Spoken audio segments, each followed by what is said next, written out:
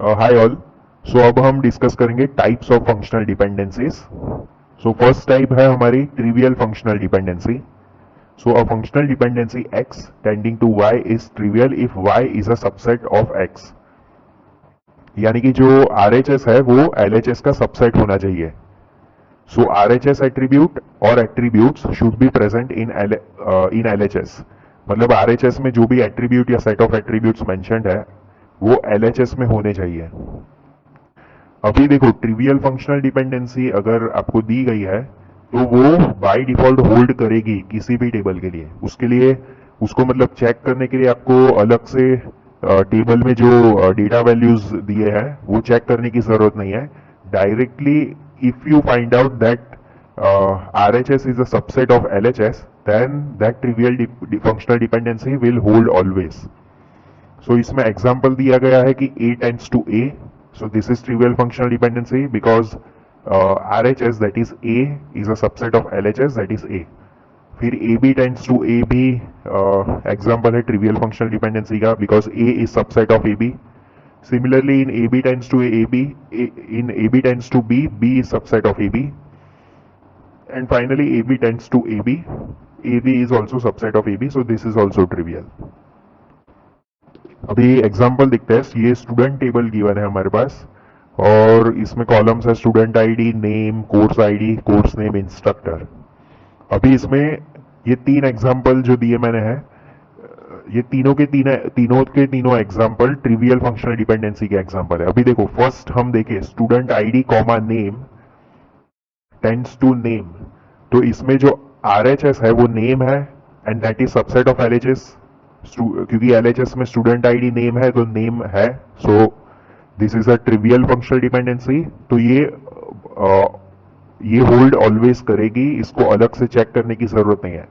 अभी देखो, first example के लिए मैं वैल्यू से आपको समझा देता हूं। Student ID comma name tends to name. अभी देखो, ऑलवेज होल्ड क्यों करेगी उसका मैं रीजन बताता हूं।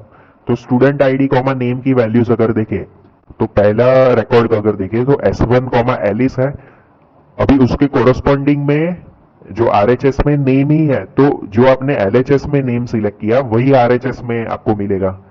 सो वो यूनिक वैल्यू होगी ऑब्वियसली, कोई और नेम तो पॉइंट नहीं करेगा। यहाँ पर एलिस जो LHS में दिया वही RHS में होगा। So unique value and LHS पर देने पर यूनिक वैल्यू हमें मिली, डिफरेंट वैल्यू नहीं मिली, क्योंकि वो तो कॉमन सेंस है। जो LHS में जो मेंशन था एट्रीब्यूट वही RHS में प्रेजेंट है, तो सेम वैल्यू ही होगी उसकी। So that's why trivial functional dependency always holds. And similarly name tends to name, student ID tends to student ID, these are examples of trivial functional dependency. Now moving to next part, non trivial functional dependency. So functional dependency x tending to y is non-trivial if x intersection y is equal to phi। phi मतलब intersection में कुछ भी नहीं आ रहा। ये symbol आपने maths में देखा होगा।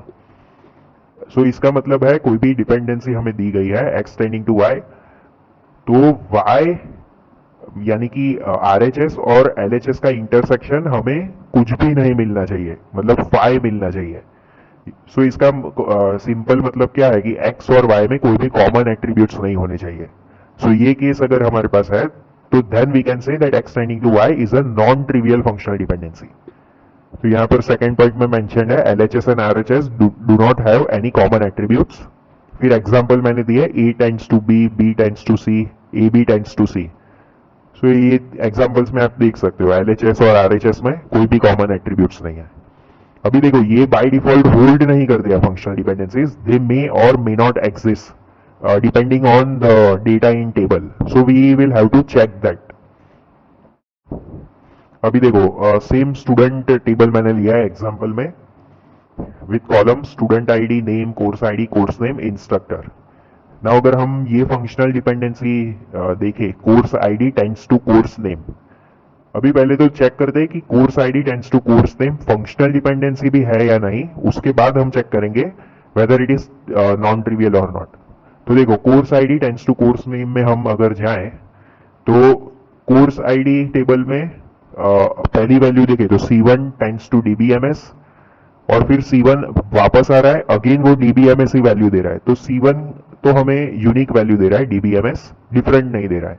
अभी C2 जो है वो नेटवर्क्स दे रहा है, और यहां पर भी C2 नेटवर्क्स दे रहा है, सो C2 भी हमें यूनिक वैल्यू दे रहा है। So we can say that course ID tends to course name, ये फंक्शनल डिपेंडेंसी है।